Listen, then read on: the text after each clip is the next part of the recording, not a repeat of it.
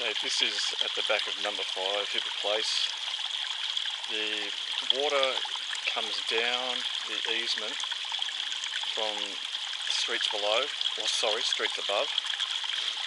And as you can see, the water comes down the back of number 5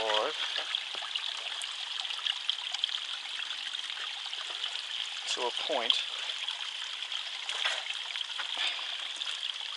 and then it disappears under the ground. Seems to be somewhere probably underneath the swimming pool, but as we come further down the back, there becomes less water down this natural easement, to a point where around about this area now it seems to pretty much stop. And at the moment I'm directly at the back of the swimming pool, and that's more or less where the water stops. And now as I keep going down behind the swimming pool, heading down towards our property, the easement is quite dry and there's no water coming out from the easement. I will then move down the embankment,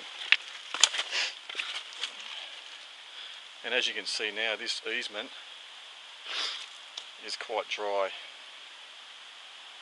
You can see where after the heavy rain, the water coming down the easement is now starting to erode and cut in to the land behind number 5's house. And if it keeps on eroding, I think that easement could shift into our property as opposed to just going down the back of the boundary. But now I will go across to where the water is coming out of the embankment hole at the back of our wood shelter,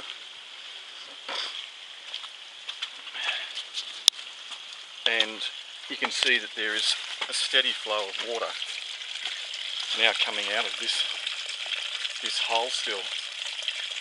So to me it's like the water comes down the hill to the back of number 5, somewhere around the back of their swimming pool area, midway along their property, and then it disappears, and then will come out this preferred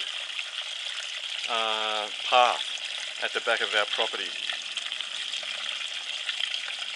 And as you can see, this bank is starting to erode after this heavy rain. It's slowly going back further and further, and the water continues to go down the back of our place.